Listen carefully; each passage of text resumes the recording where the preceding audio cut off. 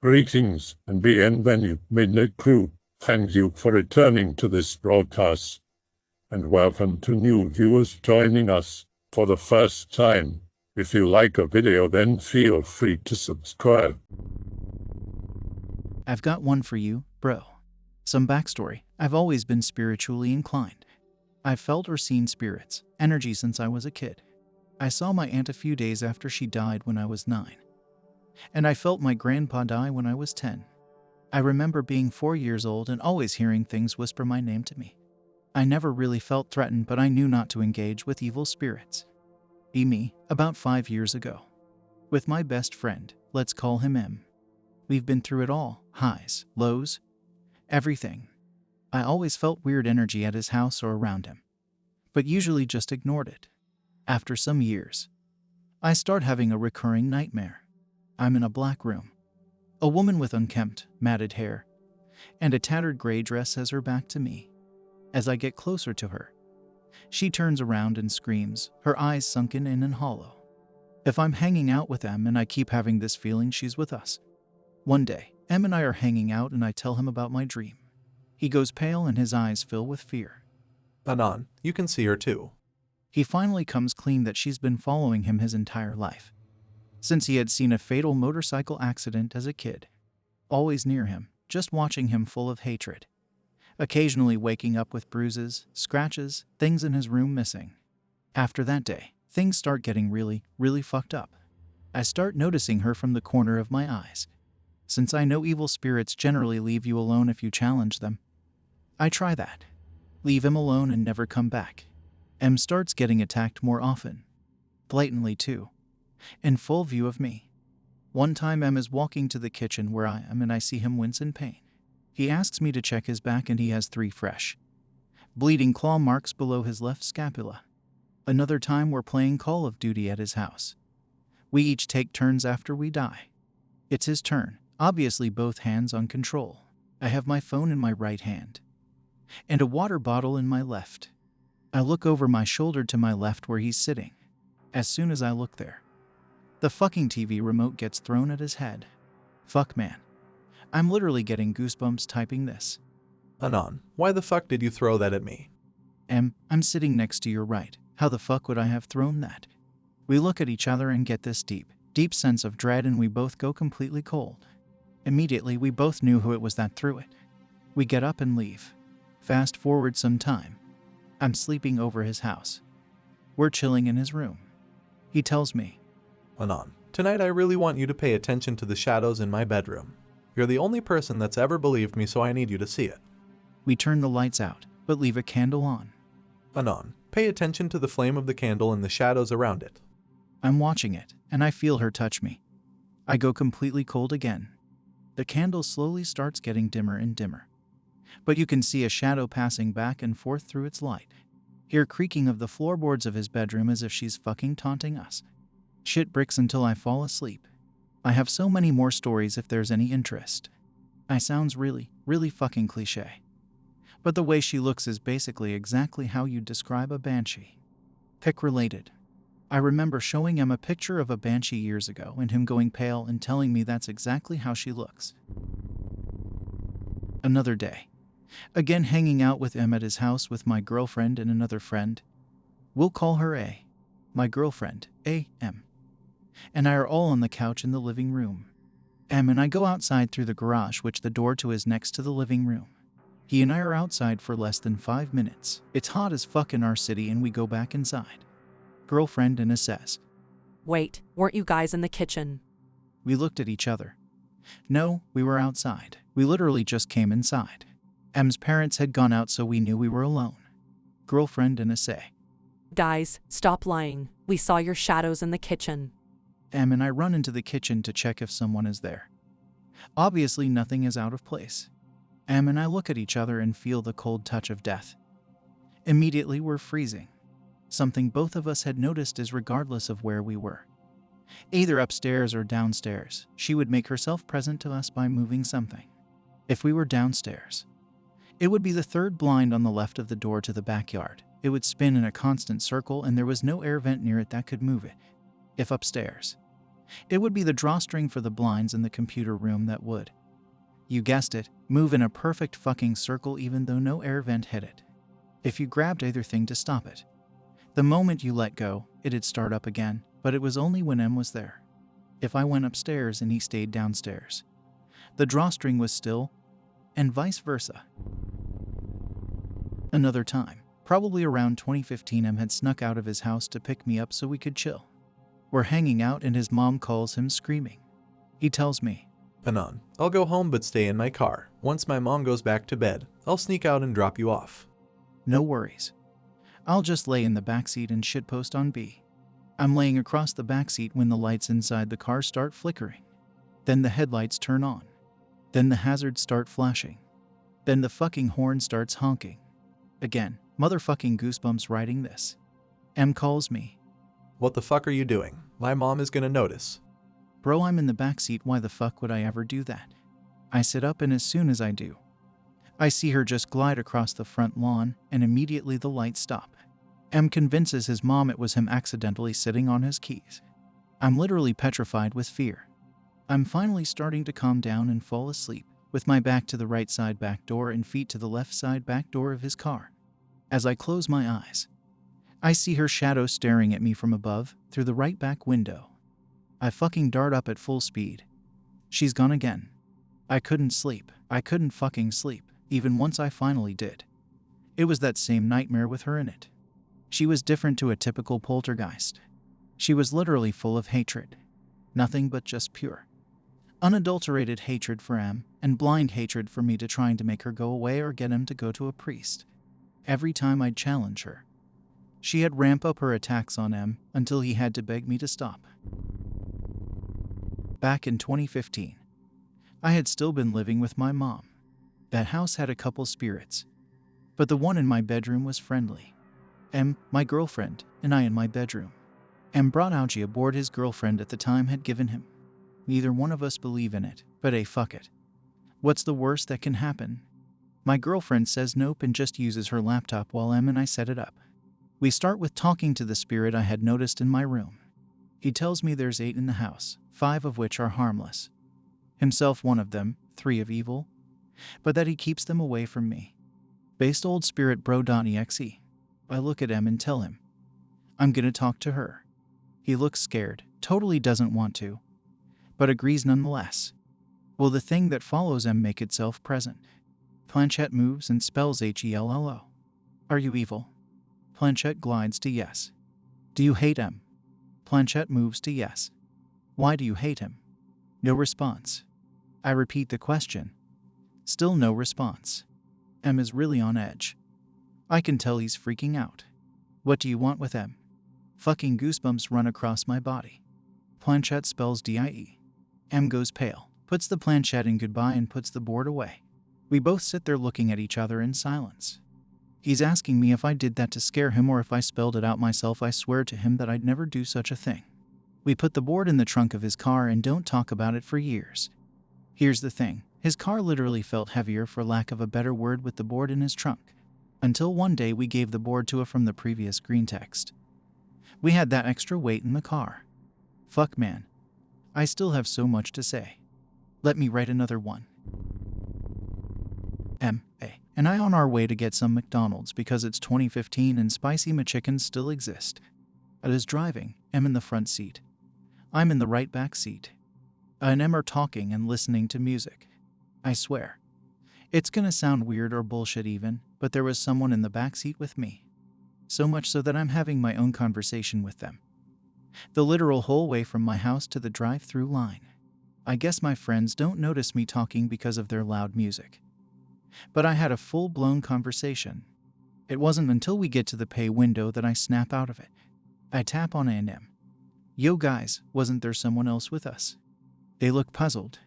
Nah bro, there wasn't. It's only us 3. What did you smoke, aha?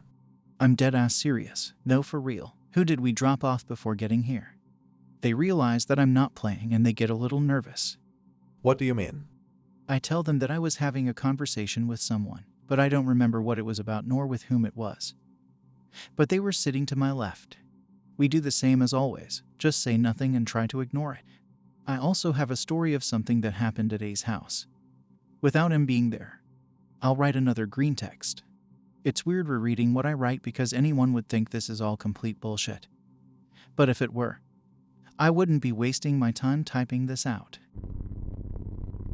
Some context. I was always slightly spiritually inclined, not as much as me, but to an extent could feel weird things. A has a ghost in her house.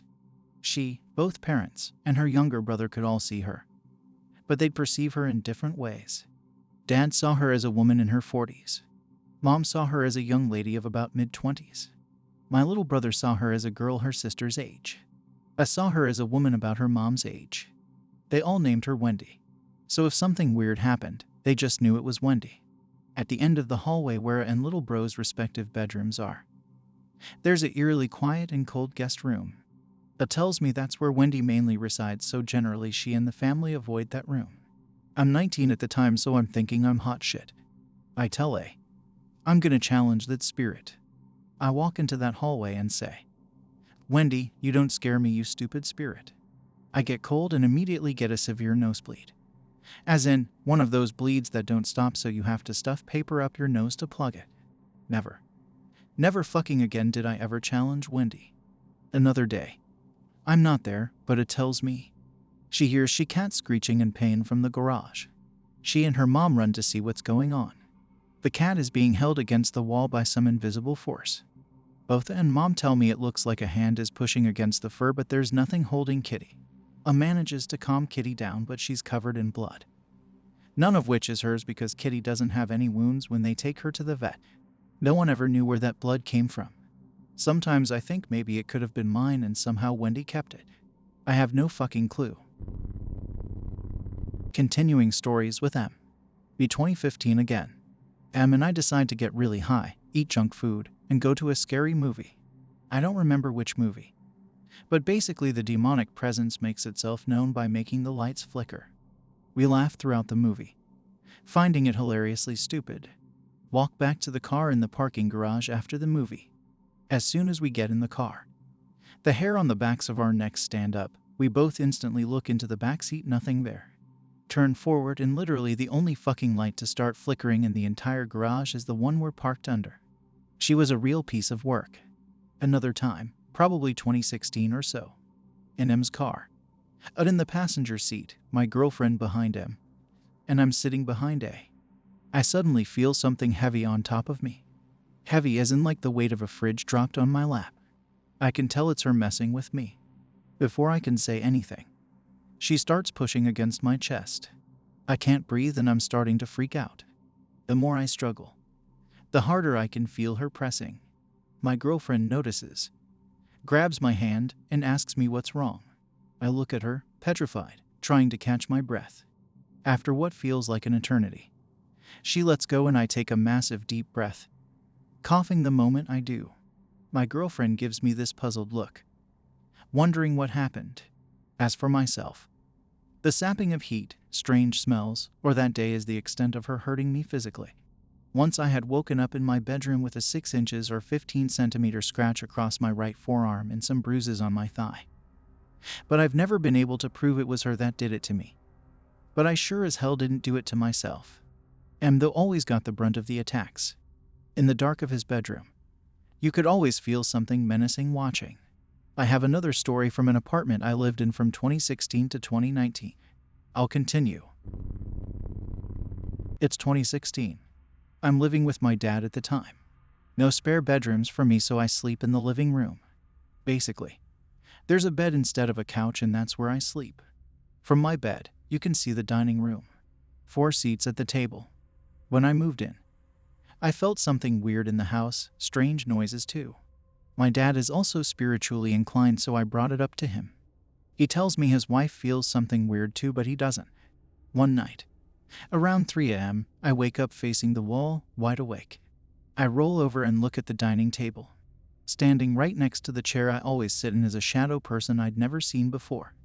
Tall, about 6 feet 6 with a hood and dark eyes. It isn't her. I know what she looks like. And this is 100% not her. As soon as I lock eyes with it, I say, fuck that, turn back to the wall and go back to sleep. Fast forward to 2019. My dad and I have moved out. He goes to a different state. I get my own place right across from that apartment. I became buddies with the new tenant of my old apartment. He and his family are very pious Christians. One day he asked me, And on, has anything weird ever happened in that house? "Weird how?" Have you ever seen a tall, shadowy figure? "About 2 meters tall, with dark eyes and hood that stands in the dining room." We both have the same face of shock. He tells me that while he hasn't seen it, his wife and daughter have. All he's experienced is the shadow slamming doors or banging on the windows. That moment of knowing you're actually not crazy and someone you've never spoken of the subject to has had a similar experience. Sometimes I have no clue if this is a gift or a curse. I have another story, but this is at a different house. I got my first job from A's dad. One of the odd jobs he had me do was clear out a property of his. The tenants had been a family of dad, mom, 2 kids. Dad's brother lived in the garage, growing weed. Cops showed up one day, made arrests, condemned the house. A's dad sends me and M to clear out his shed in the back of the property. The whole time in the house, we feel really on edge. There was a big mirror left in the living room that would freak me out. I always felt someone watching me from around the corner. I ask A, and she tells me the tenant's brother had been having an affair with the neighbor. One day, she decided to break things off. He loses it, sneaks into her house, and blows his brains out in her bathroom. That fucking explains it. PNG. Em and I are moving things from the backyard shed into the garage. Any tool we use, we make sure we leave locked up inside the house at the end of the day. One morning, A's dad gets there to see what we've done. Starts losing it, screaming at us that we left his drills outside in the rain. Em and I know we left them inside. I locked up the house myself and I'm OCD. A's dad doesn't believe us, calls us idiots and nearly fires us, but the drills still worked, so he left us alone. Decide to see if our theory works. At the end of that day, me and him leave a stuffed animal we found sitting on top of a box in the garage. I say, "If you're really in this house, leave this doll outside for us to find tomorrow." I lock the garage side door and we leave. Next morning, the garage side door is open and the doll is sitting upright on the deck, facing the backyard gate where we enter through. The hairs on our necks stand on end. Later that day, we tell the spirit to do the same thing. This time we leave the doll outside and come back in the morning to find the doll inside the garage, facing the entrance. Em leaves to get us lunch. I stay behind to keep working. I'm really on edge. I can feel something watching my back the entire time I'm there. I call him to ask him to hurry the fuck up. He tells me there's traffic, so he'll take a little longer than he had hoped. I'm shitting myself at this point. I decide, fuck it. I'm gonna sit in the front yard. The garage has a little row of windows across the top of it. The whole time I'm sitting there, I can feel eyes glaring at me through those windows. I'm so scared that I call another friend who happened to live around the corner. I basically beg him to come sit in that yard with me so I won't be alone. This bro, he doesn't believe in spirits, but even he gets there and tells me, "Damn bro, this house is unsettling as fuck." This bro has to leave after a bit, so I'm left alone again. I refuse to go into the backyard alone. M gets there after almost 2 hours. I tell him I'm never letting him leave to get food without me. To this day, that house has been vacant for 6 or 7 years. A's dad is loaded, so he doesn't really care if that place has a tenant or not. But I can't imagine anyone being able to live there and not be constantly in a state of dread. Anytime I drive by it, I always stare at the windowed garage at the same place those horrid eyes glared at me. I will never step foot in that house again. This isn't anything scary, but I remember this. Me, 2004, 9 years old. My aunt is diagnosed with stage 4 lung cancer. She's been a heavy smoker since the 70s, so it was bound to happen. She went under fast. I think it was less than 4 weeks from diagnosis to death. I'm sitting in my bedroom probably 2 days after she's buried. Since I was so young, my dad didn't want me to go to the funeral. I'm watching TV. My bedroom door is open. From the corner of my eye, I see something. Look at the doorway and there she is, in a blue dress, smiling at me. Next thing I know, she's gone. My dad also has the same thing happen to him. That same night, He's sitting in bed with my mom reading a book. He looks up and sees her, also in a blue dress, smiling at them. My dad yells at my mom. There, see, she's standing right there. She's gone. My parents keep it to themselves so as to not scare us. I innocently went to my parents all excited the next day. Mom, Dad, last night I saw Aunt C smiling at me. She had her hair down and was in a blue dress. Both my parents look at each other in complete disbelief. Years later, once I was older, my mom finally admitted to me of what had happened to my dad. To this day, even my dad can't explain it when I talk to him about it. 2005. I'm 10 now. Grandpa has been sick for years. The night he died, my mom ran out of the house, telling my older sister to watch my brother and me. She doesn't tell us why, but I figured it had something to do with Grandpa. Brother and I fall asleep in our beds. We shared a room at the time, sometimes around 11:30 p.m. I wake up freezing cold but wide awake. I wake up my brother and say, I think something happened to Grandpa. Big bro reassures me nothing is wrong and we go back to bed. Next morning, my mom sits us both on the couch. I instantly knew what she was gonna say. Boys, last night, your grandfather passed away. Tears, tears, tears for years. Sadly, my dad didn't let me go to Grandpa's funeral either. He said I was too young and he didn't want me to see my grandfather propped up in his casket. For years, I always felt like I couldn't say goodbye correctly. Fast forward to 2017. I'm 21, almost 22. I have a vivid dream of Grandpa. It's him, Grandma, Mom, Big Bro, and me. Grandpa says he's tired and wants to rest. Grandma, Mom, and Bro protest, saying it's too early. Grandpa looks me in the eyes and says, Anon, I want to rest. I help Grandpa into bed. Grandpa is wearing all white and his bed is white as well. Almost ethereal.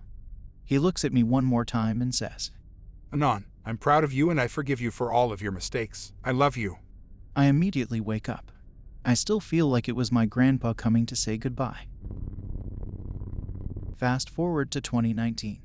It has been a few years since Em and I had spoken about her. We both figured it'd be best to just ignore the problem and she wouldn't get more aggressive. One day, we hung out. Em is at my apartment with our other best friend K. M, K, and me are inseparable, but our schedules have been so busy for months. We've not hung out as three in ages. Talking shit, kicking back a couple brews. Real bro shit. It was a Wednesday and we're still on my couch. I look at Em and say, Yo man, I know that spirit still follows you. Anon. I say, I know she's standing right there in the kitchen. As soon as I say that, the lights in my kitchen and dining room flicker. Anon, please shut the fuck up, bro. Kay is looking at us all confused. I agree with Em, and we keep doing our thing. Randomly, Em gets really serious. Guys, I want you to know something. When I die, I want you to promise me that my crazy ex and won't be at my funeral. I had a falling out with us all, so we had stopped talking to her. Kay and me are a little taken aback by the sternness of his tone, but we agree and finish our night. Em has to leave first because he had to stop by the restaurant his family owns. Kay and me watch him ride off on his motorcycle. We look at each other and talk about how great it was the three of us could finally hang out together. Just like old times. Fast forward to Saturday of that same week. I end up getting sick and Em comes over to bring me medicine and food from the restaurant. We spend the whole afternoon together. He makes me laugh so hard that I nearly cough a lung out. Once he's about to leave, I walk him downstairs. We hug. I tell him, because of this damn bike I'm gonna have to bury you one day. Em answers, Maybe, but I don't think so, bro. with his typical, nonchalant attitude. We say we love each other. One more fist bump, and he rides off. 4 days later, he has a fatal motorcycle accident. As soon as the same day of his accident, I'm there at his family home, grieving with his parents and siblings as if I were one of their own. During the few moments of respite, I notice things. The blinds from downstairs or drawstring from upstairs no longer spin. There's no longer any shadows walking about the house either. All random noises have completely stopped. I've not had a nightmare with her since he's died. The more I think of it, the weirder it feels to me. How my best friend had been suffering with this apparition his entire life. All she wanted was for him to suffer and die. The fucking spirit finally got what she wanted. Worst thing is, I have a gut feeling that she was responsible for his death. I can't prove anything, but I just know she must have made herself visible to him when he was riding fast, which made him swerve and hit that light post. Even how the cops described his accident. It made no sense how he would have ended on his side, sliding on the pavement. He'll always be a part of me, and I miss him every fucking day. One day we'll be together again. I'm working right now, but I'll write my last story during my lunch break. I said my next post would be my last, but I actually just remembered one of the scarier moments with M. Probably around 2015 or 2016. M and I are playing Call of Duty Ghosts. Fuck off. I know it was shit, but we had nothing else to play at the time online. Mid-match, his internet goes out. He FaceTimes me. Anon, I'm gonna reset my router and we'll keep playing. He walks to the computer room from his bedroom. In the darkness of the room illuminated only by the moonlight from outside, the fucking drawstring of the blinds just spinning and a shadow standing in the corner. We both say, fuck that laugh, and he just goes back to his room. He turns on the TV and we're just talking shit, basically watching TV together through his FaceTime. From where he set up his iPad, I could see the TV and the TV remote right in front of the iPad. The TV turns off. Awkward silence.jpg. He turns it back on. TV gets turned to a different channel. He changes it back. This time, the TV stays on but the AT&T box gets turned off. With the box off, it's static on the screen like pic rel. Fucking cliche as shit. I know. We're just talking, making jokes. Suddenly we both hear whispers through the static noise. We both see what looks like a thing or person appearing in the static. He freaks out and unplugs the TV from the wall. Tells me he's gonna try to sleep instead. He ended up sending me a Snapchat later that night of the clothes he had left in his closet, strewn all about the floor. I think I might have a pic of that on my phone.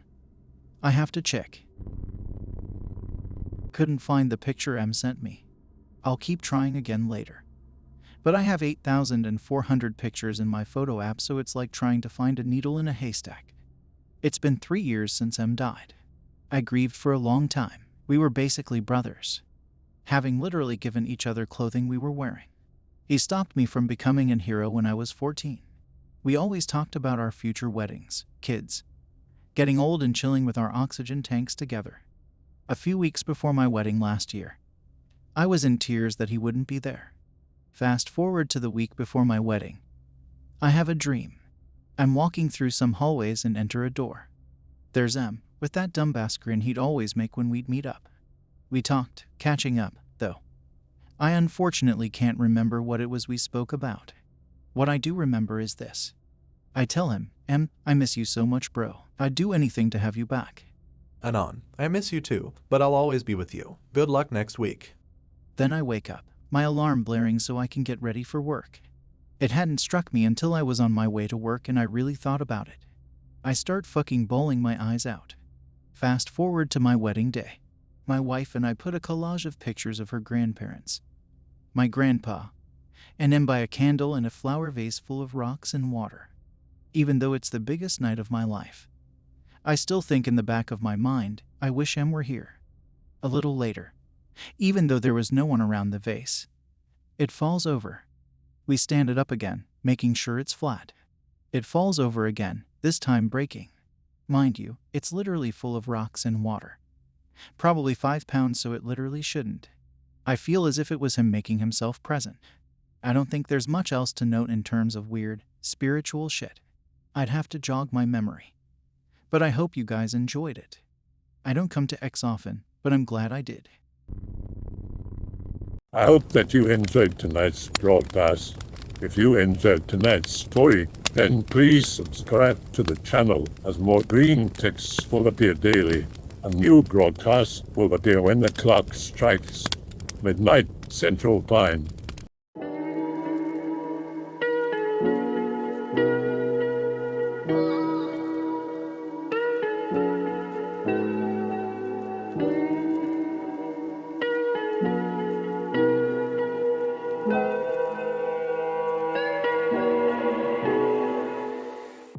Remember that all videos have been archived on the Odyssey page.